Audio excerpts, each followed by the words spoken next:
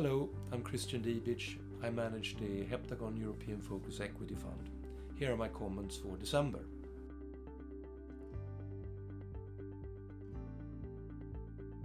December was a weak month for European equities and for the European Focus Equity Fund. The fund dropped by 4.4%, the market fell by 3.5%, so roughly 90 basis points underperformance. If you look at the least bad performing stocks, those were in the interest rate sensitive sectors like financials and real estate, and they fell by only 1.4%. The other side of the spectrum were growth and tech stocks. They were down by nearly 9%. I think most European long-only investors are not displeased to see the close of 2022. It's been a really tough year. The market fell by nearly 10%. Only one sector was up in absolute terms, and that was energy, which increased by more than 31%. The second best performing sector was healthcare. The third best performing sector was financials, followed by consumer staples and utilities. So when you look at 2022, it was a year when a lot of value-driven sectors did very well as interest rate sensitive sectors. The other side of the spectrum was growth, and growth fell by roughly 29%.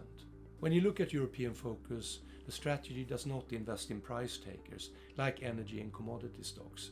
These sectors, they've proven that they're not very strong performers over time. The strategy also does not invest in pure financials like banks and insurance companies. And the reason really is that these businesses are so closely integrated with the European economic environment, and the growth rate in Europe tends to be quite weak. So what we look at international stocks, businesses with strong brand names. They got a global footprint, they're operationally focused, and they have a wide geographic spread also by customers. Last year, European focus had roughly 55% of its combined exposures in the second and the fourth best performing sectors, healthcare and consumer staples. But that was not enough for the fund to do better than it really did. Personally, I think that inflation and inflation expectations are key because they really affect how long bond yields will develop. And in this respect, it really comes down to the US economy, and it comes down to the Fed. So the Fed has two overriding objectives. One is to bring inflation down to 2%, which is its stated target. And the second objective is to bring down inflation expectations, and that will be a little bit more cumbersome. US inflation is likely to have peaked at around 9% last summer. When you look at the second half of last year, because of the higher base numbers for comparison, the year-over-year figures came down gradually as the second half progressed. Now, when you look at the December non-farm payroll numbers, they were really important, because what seems to be the bottleneck here is that the employment situation in the US is still a little bit hot, and wage growth is coming up. But that's why the December numbers were really important, because they indicated that wage growth was lower than expected, and it also came down from November of last year.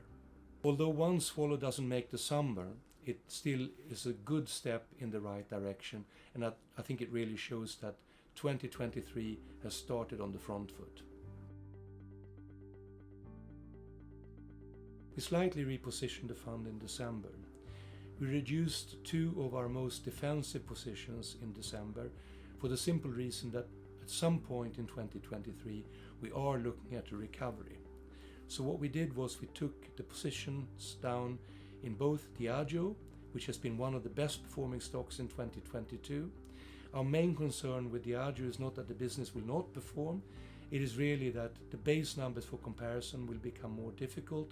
So when you look over the January to the June period, the apparent growth rate will slow down. And the second reason really is that the stock is very defensive, so we think there are better opportunities elsewhere in the market. The second stock we reduced our position size in December was in Nestlé. Nestlé was a very strong performing stock in the first 9 months, but the company hosted an investor day in late November, and I think what management was really saying is that we shouldn't expect anything else to happen in 2023. So basically more of the same. Now, similarly to Diageo, Nestle is extremely defensive, so we think that there are better opportunities elsewhere in the market. These were my comments for December. Thank you so much for listening in.